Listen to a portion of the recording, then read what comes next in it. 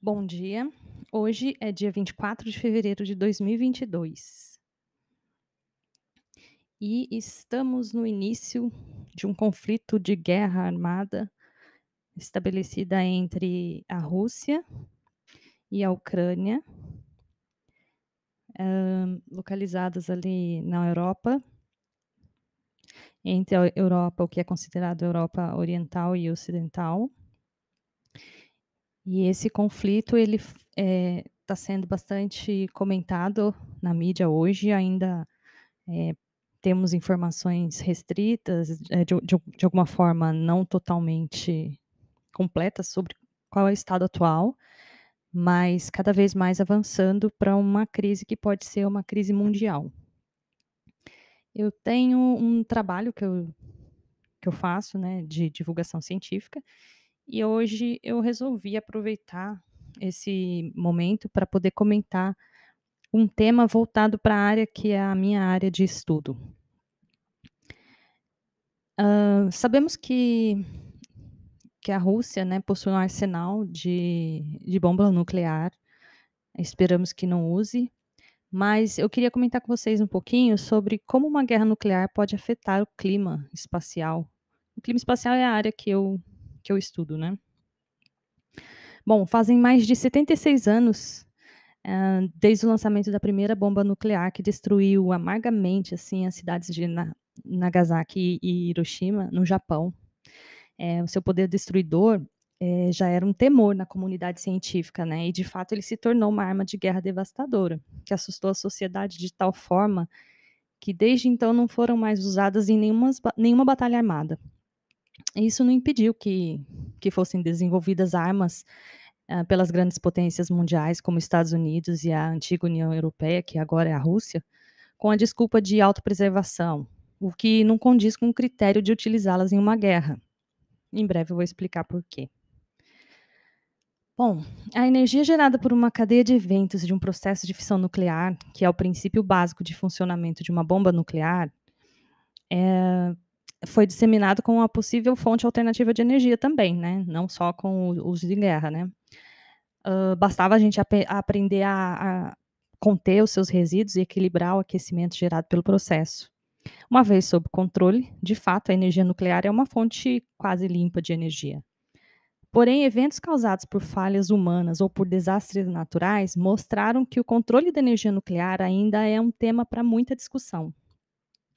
O desastre ocorrido em 1986 na cidade de Pripyat, na Ucrânia, quando o núcleo da usina de Chernobyl ficou exposto, destruiu toda a cidade e o entorno, causando mortes e ainda até hoje oferecendo risco devido à exposição à radiação ionizante do principal elemento utilizado para o processo de fissão, o urânio. Outro evento importante foi o desastre ocorrido em Fukushima. Um tsunami atingiu a região da instalação de uma das usinas nucleares, no Japão, e os abalos geraram vazamento de contaminantes. A usina e o entorno foram isolados, mas ainda assim, mesmo em outro continente, como na América do Norte, os Estados Unidos puderam medir um aumento dos níveis de radiação devido a essa exposição. Em ambos os incidentes citados, os critérios de contenção não foram suficientes para evitar que a atmosfera carregasse consigo a radiação em níveis acima do considerado normal para a vida humana.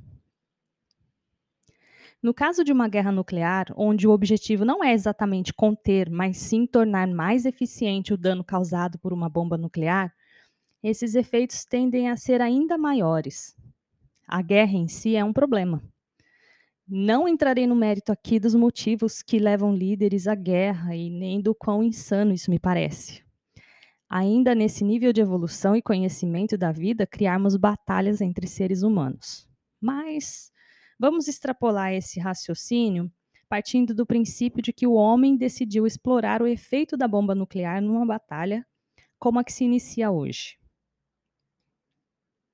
No dia de hoje, a Rússia está invadindo a Ucrânia, reivindicando um território que foi pactuado ser independente.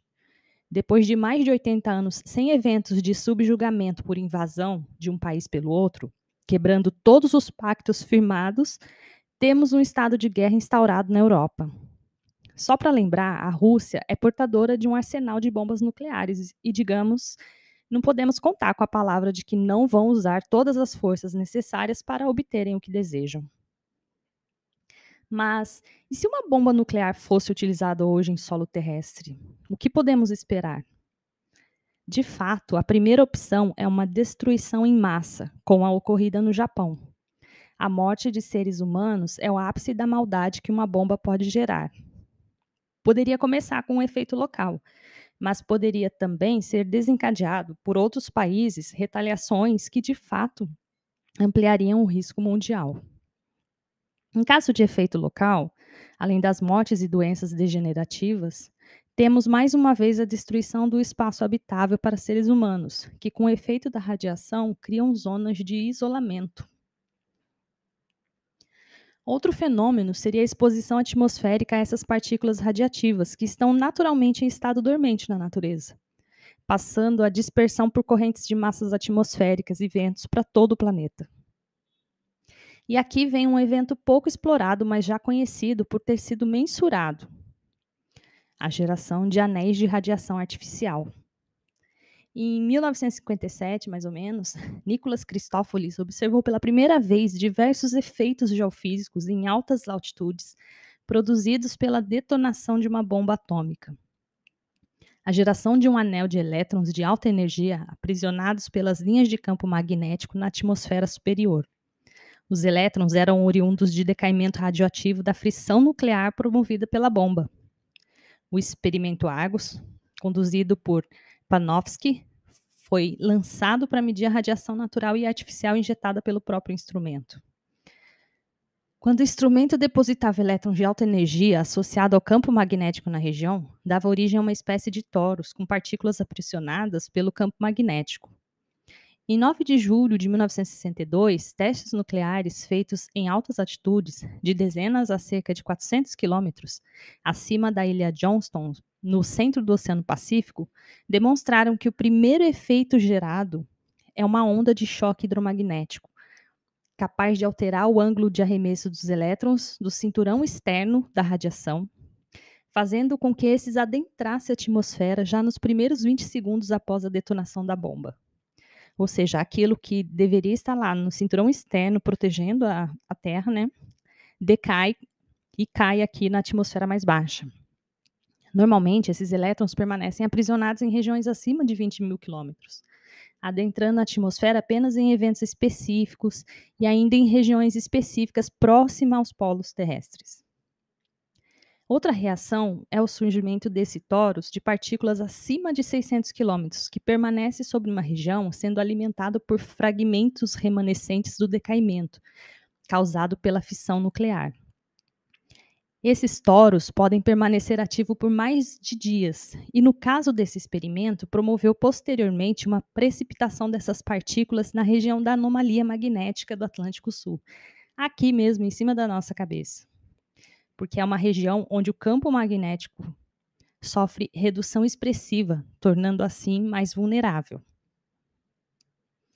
A maioria dos fragmentos da fissão nuclear acabaram por ser confinadas pelo campo magnético da Terra em regiões próximas a 1000 quilômetros acima da ilha, né, onde foi feito o experimento.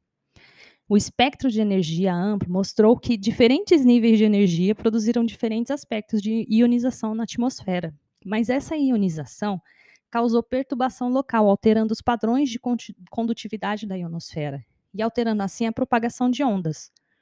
Nesse caso, foram relatadas perturbações nas ondas VLF. Hoje, temos uma dependência tecnológica do uso do espaço para a comunicação. Nossos equipamentos vêm sendo preparados para as demandas conhecidas do ambiente espacial, o qual estarão, porém, efeitos adversos de fenômenos dessa magnitude podem afetar, inclusive, nossos sistemas de transmissão e comunicação. Bom, meu objetivo aqui hoje é trazer para vocês um pouco de informação sobre o que eventos utilizando bombas nucleares podem afetar no ambiente atmosférico. Essa conversa aqui é preliminar e pode não ter contemplado todos os aspectos fundamentais para o entendimento da dimensão do problema. Ainda assim, eu resolvi falar sobre ele, para que, como cientista, fiquemos alerta e assim possamos unir forças para elucidar as questões envolvidas no uso de bombas nucleares, para todas as pessoas, inclusive para os nossos governantes, que talvez não tenham conhecimento da dimensão do problema. Às vezes a gente pensa que é uma coisa local, mas não é. Ainda que não hajam retaliações, existem consequências, né. Bom, infelizmente hoje o assunto é este.